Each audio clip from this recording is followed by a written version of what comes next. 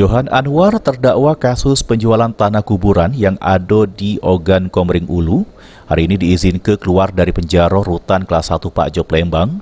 Keluarnya Johan ini sudah mendapat izin dari pemerintah Oku, Majelis Hakim sama tim jaksa KPK. Dari 10 kali melok sidang, Johan hari ini bisa melok pelantikannya jadi wakil Bupati Oku yang dilantik langsung oleh Gubernur Sumsel di Gria Agung Palembang. Keluarnya terdakwa dikawal ketat dari tim jaksa KPK sama Brimopolda Sumsel bersenjata lengkap. Kuasa hukum Johan Anwar, Titis Rahmawati, sempat minta wartawan tidak ngembek gambar di depan rutan Pak Jo biar tidak ada kesalahpahaman antara instansi. Titis jelaskan juga selama keluar dari penjara, kliennya harus meloi prosedur pengamanan yang dilakukan oleh tim jaksa KPK sama Brimopolda Sumsel. Di rutan juga dilakukan langkah prosedur untuk keluar rutan Pak Jo.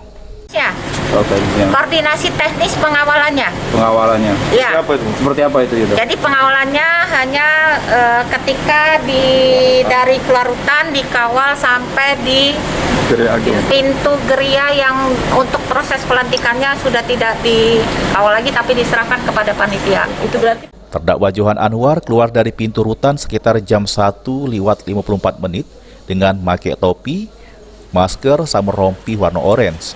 Dari keluar rutan, terdakwa naik mobil Innova sama diiringi mobil Brimopolda Sumsel berjalan ke Gria Agung.